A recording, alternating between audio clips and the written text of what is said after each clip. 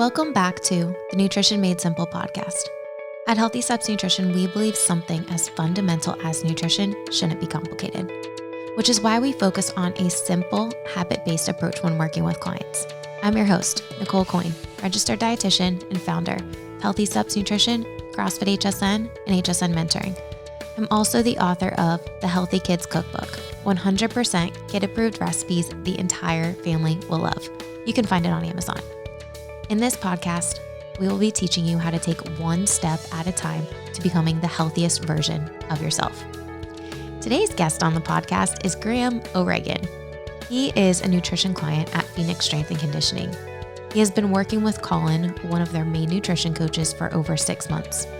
Phoenix Strength and Conditioning is a gym in Ireland who has done an incredible job keeping their members engaged with nutrition and supporting them despite being shut down due to coronavirus for over a year. Today, Graham and I talk about what prompted him to start working with a coach and how working with a coach has helped him. He has a unique perspective on working with a coach as he is a coach himself. Lastly, we talk about how he was able to shift his mindset about food. You are going to love this episode with Graham, and we will get to it right after this message. Do you know someone who's looking to become a healthier version of themselves or someone who's feeling stuck? We would love for you to share this podcast with them. You never know who could use some words of encouragement, so take a screenshot, post it on social, and don't forget to tag at Healthy Steps Nutrition so your friends can find this awesome free help. Also, don't forget to subscribe so you don't miss another episode. Enjoy this podcast episode with Grahman O'Regan. Graham, thank you so much for joining the Nutrition Made Simple podcast all the way from Ireland. We're so excited to have you on virtually, although I can see you. You're not sitting right next to me. You're quite a journey away. Thanks for having me and looking forward to having the chat today, just to share at least my perspective and what's worked for me. And really looking forward to having the conversation. I love that. Well, let's just kick it off. So you are a part of Phoenix Strength and Conditioning. Colin is your nutrition coach. What prompted you to get started with Colin on nutrition coaching? So I suppose I was, after spending a few years in the US, and I was moving back to this part of the world. I knew I was at the Phoenix gym. And to be fair, before I came back, I didn't have a perspective on the work that they were doing in the nutritional area until I actually started going to the gym. I know the owners quite well and got to talk to them. And I suppose I was ready for the change to do something different from a nutritional perspective. And like anything, I had a good sit down with Colin, and I realized that he was the person for me. You know, we had a good relationship. He listened to me. I can be pretty tough in terms of challenging what I think versus what he says, and we did that quite well together. And I didn't want to just follow another bland program. So the relationship, as well as the depth behind the relationship, just the timing seemed really, really, really good for me to kick off with the nutrition with Colin, and absolutely delighted I did. Awesome. Let's backtrack for a second. So you are from Ireland. You were in the US for a couple years. How did your eating change when you were over here? I need to be careful how I answer that question.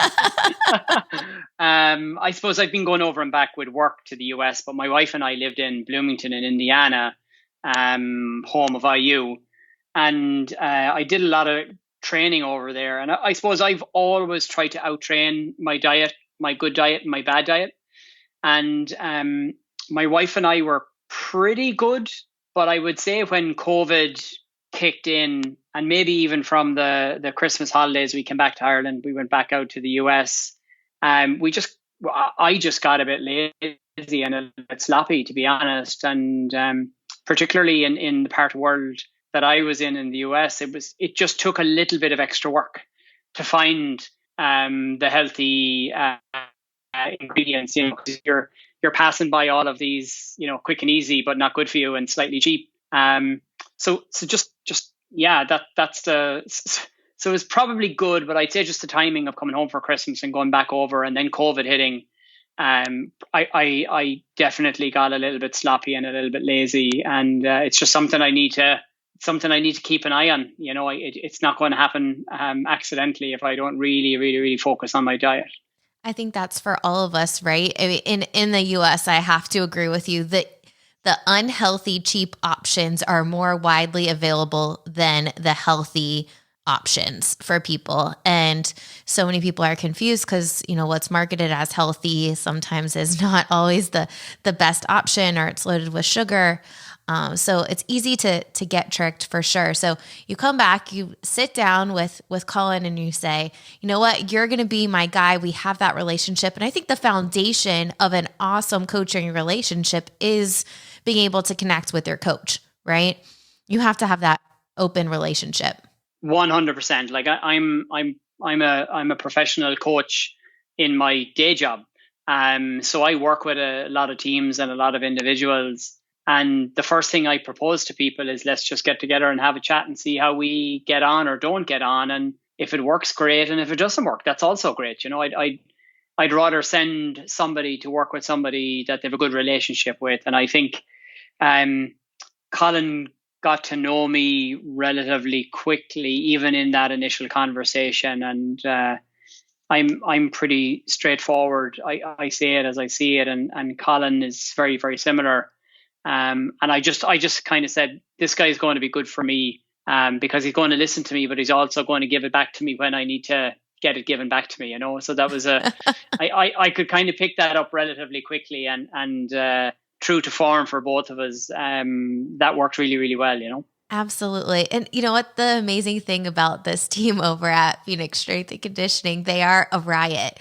They're always, figuring out ways to keep you guys engaged and keep it fun, because especially during COVID, like there was a lot of stress going on. Let's have some little lighthearted engagement with nutrition and make it fun. One of the things that you mentioned is Colin is really good at listening, but he can also tell you the truth when you need an eye opening, or like keep you on track, right? And part of a coach's job is to keep you accountable. Yeah. Like, I would say something to Colin, and he'd say, yeah, that's fine. But should you be doing that? So it's like, yeah, I hear you, and I acknowledge what you've just told me, but I want to challenge whether that's the right thing for you to do, even though you think you might be getting away with it, doing a long run without much fuel. It's like, yeah, you might be able to do that, but is that you performing at your best? And I was like, oh, that's a really fair question. So he did listen, but he was straight back in with the, yeah, absolutely, you like to train, but is that the right thing to do all of the time for you, knowing you? So it was that lovely over and back that just made sense to me. I need to be kept on my toes. I don't necessarily take stuff on too easily. I like to challenge, and if it makes sense, I'll do it. But if it doesn't, I won't. And I think that's important because not every person is a little bit different. And when you're doing nutrition coaching, you have to be flexible with your approach because not everything is going to work for every single person. But the fact that he was able to ask you questions and it being a two-way conversation, I mean, really that's what coaching is about. And what a lot of people think when they hire nutrition coaches, Colin's going to tell me what to do, right? And in reality, you're not a child. Like you and on a Monday morning. Yeah, exactly. You're not a child. Yeah, sorry, go ahead. You're absolutely right.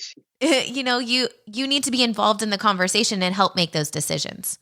Yeah, 100%. And like it's not a case of you do this and then you do this and then you do that. Oh, by the way, then you do this and this. It's a case of here's the structure and here's what it looks like. Now, what makes sense? What doesn't make sense? What conversation do you want to have now on what particular area? What have you tried that you really like and why?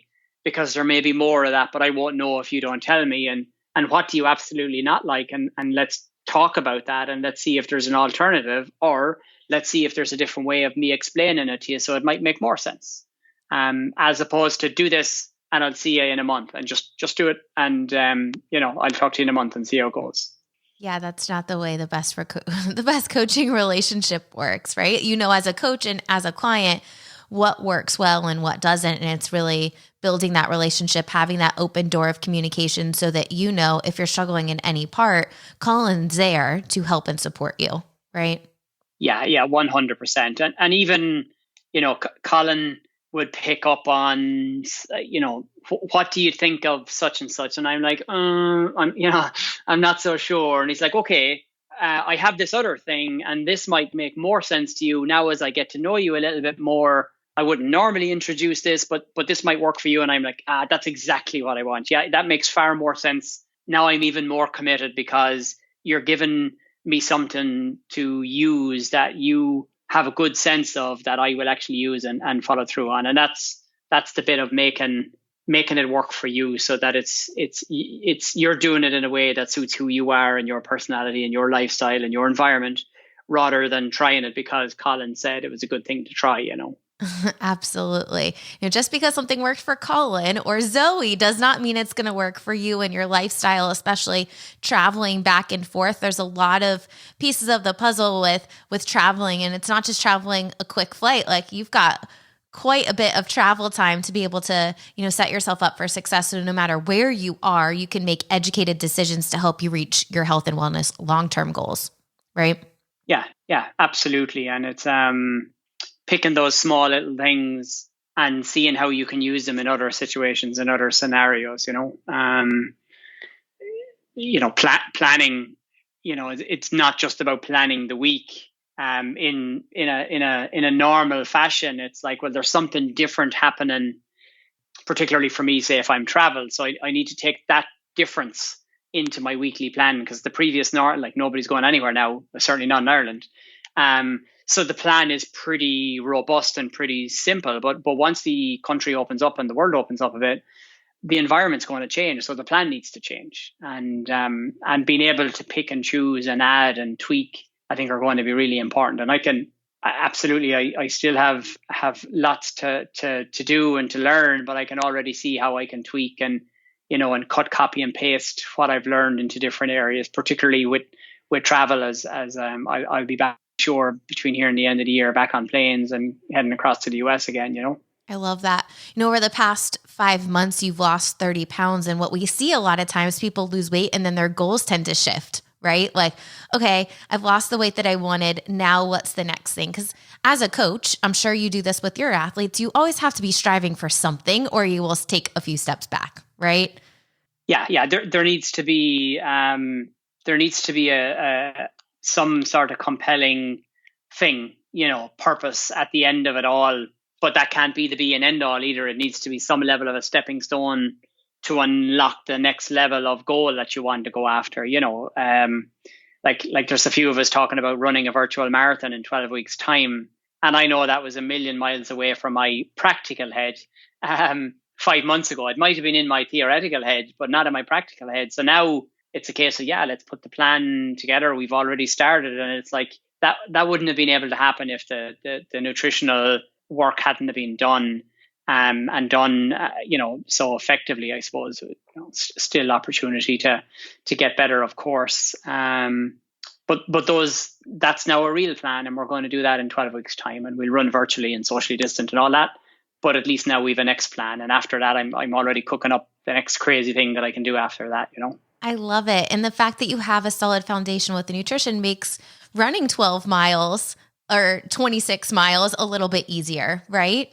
Yeah, it does. Absolutely. And it's in a good way when you have the voice of your coach in your head saying, what would Colin say? What would Colin say? And it's like, yeah, he's right. Yeah, he's right. And even being able to kind of, for me, that's a good sign. As opposed to, oh no, like, if Colin was here now, like, I'm actually thinking about it because I can hear him saying what he would say that actually would make sense to me and what I need to do. And I can, the good thing too is I can pass some of those little tips and tricks on to other people to say, well, this is what I tried and it worked for me, just to share my perspective, but. Absolutely. And I think, that's awesome that you are picturing, and it's not just going in one ear and out the other. It's really, let's take this, I'm going to soak this in. I'm actually going to learn what I need to do to help adapt in all aspects of my life. One of the things Colin said when he said, Nicole, we have to get Graham on the podcast, is he said, your discipline and adherence to healthy habits to create in action steps to create those habits to really transform your lifestyle is second to none. what would you say are some things that have helped you be disciplined to stick with the habits that you're creating? Yeah, I think a nice thing for Colin to say. And I think for me, there's probably about three things that help with that. The first one is looking at fuel, aka food, through the purposes of how do I not just do it because I have to do it because it's food time, but actually do it such that it will help me, do my exercise or get through a tough day of work, and plan when I know I'm going to need a little bit of fuel of a certain type. So actually thinking about it as a necessary part of, living a high performing life. If I think about kind of my world and the business world of coaching, so that my change in my perspective, it was number one for me. The second one was the plan, and it's all about the plan. And I know, fail to plan to fail. But actually thinking about that with a bit of variety was probably the second one for me. And that's what I kept on saying to Colin, I need variety. I need variety. Like, can we have a conversation about how that could look a little bit different? Because I just get bored with the same, thing. And and then that was the second one. So the plan. And then for me, the one, again, mightn't be for everybody, but for me was getting active in the process of, like, I used to love cooking. And just rightly or wrongly, I just stepped away a little bit from the cooking. So I became a little bit more passive than active. And I kind of didn't realize how much I missed it until I started back. So I started getting active again in the process, and I really like to cook. And I'm okay at it. Like I'm no Gordon Ramsay, but but also I'm able to make more than just toast and boiled eggs.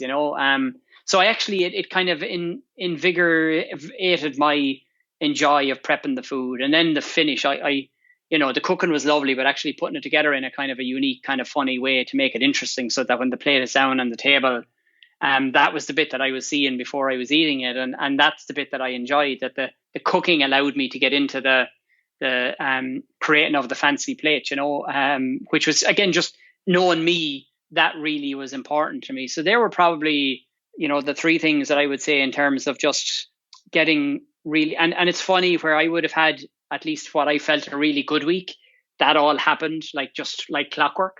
Where I had a little bit of a funny week, or where I had a not feeling as good about it this week, it's when all of those three things in particular weren't as good as they were the week before or the week after. So listening to those, and I would say that the practical things that worked for me, and these are just funny. I don't know if they're in my head, but so I don't eat after 8 o'clock in the evening anymore now. And it's and part of the problem was, when it was never good. It was never to serve a purpose. It was just, it's like, oh, it's the time, no time in particular, but it's the time to do the food thing.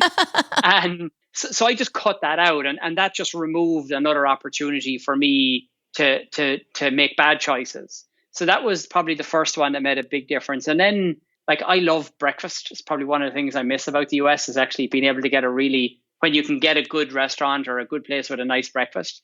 I just started to get lazy and got into cereal, and just lazy, no plan, and just, it was easy, so to be cereal in a bowl with some milk and some sugar, and that'd be it. And nutritional value, it's probably more in the packaging than there was in the actual materials themselves.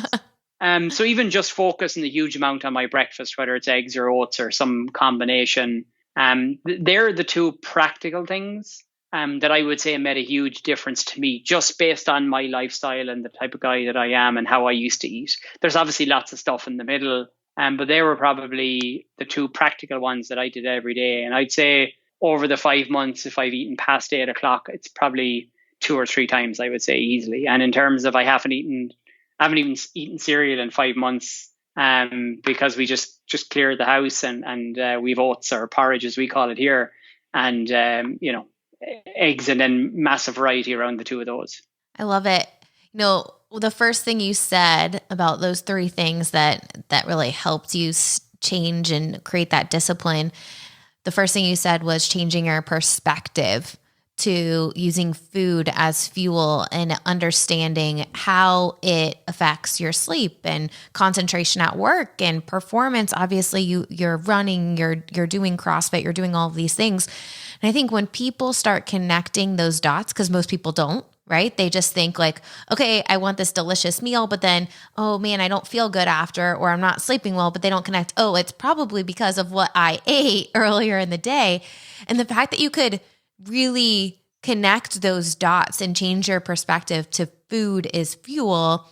And then you understand, okay, my sleep recovery and work is more important than an overindulging in some type of meal. That in itself is such a valuable tool for you. Yeah, like I'm big into my cars. I like a good car. There's no way in hell I would put crappy fuel into my car. Like there's no way. It wouldn't happen, like, you know. And but yet I was doing that, you know, in terms of my own nutrition. So I just had to change my perspective on what am I going to get out of this? Like if I'm going to have this, what purpose does it serve?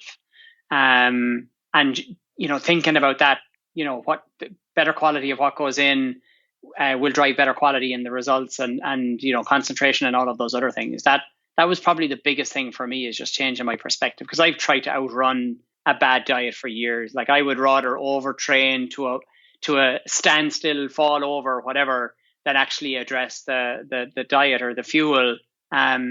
Whereas now I know I want to do both, because they're both so important, on top of you know, hydration and rest and recovery. But you know, they are as important as each other. It's not just a case about going out and flogging yourself in a session and then coming back and eating crappy food. You know, it's like good food, good train, good food, good train. I love that. You know, it sounds like Colin was able to help foster those conversations and ask you open-ended questions to really help you come to the conclusion that, hey, I need to change my perspective on food, because these things that are really important in my life, the nutrition can help me get better in those things that are really important.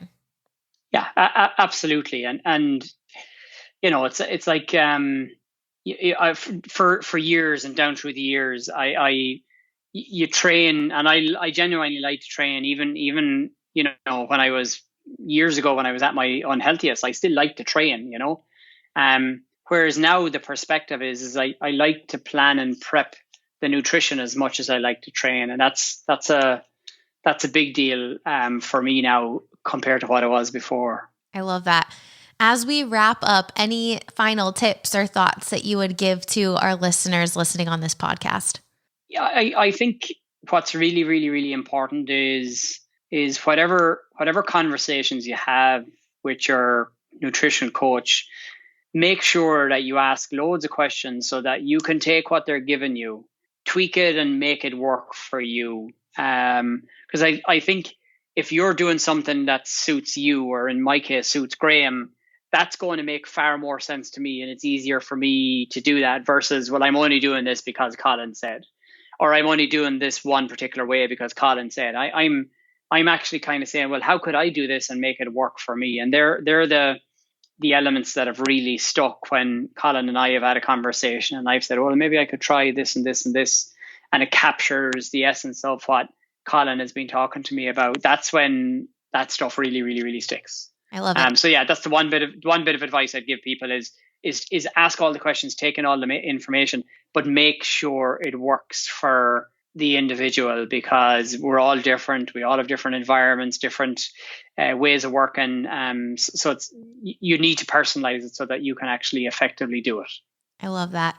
Graham, thank you so much for jumping on the podcast. You have such great insight as a coach, but then also being coached, because we know coaches need coaches too. We need people to help us get a few steps further on our journey. Thank you for coming and sharing your story. And I am excited to hear how your virtual marathon goes. Best of luck and fueling for reaching that goal, and whatever your next goal is, I'm sure you're going to crush it, because you are disciplined and you are going to create a plan to help you achieve that goal. Super. Thanks. And thanks for the time to chat today. Really, really good.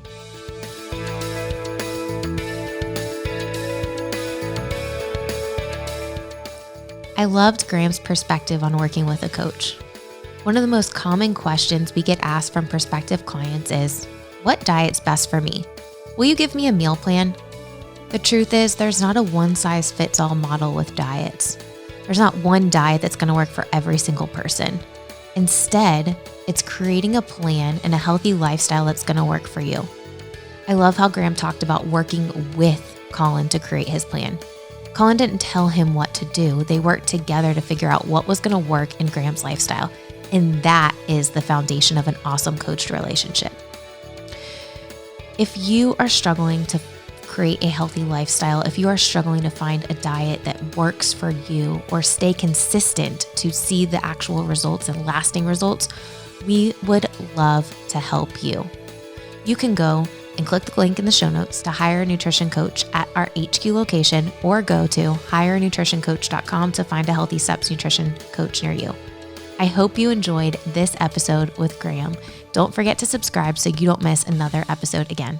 See you back here next week.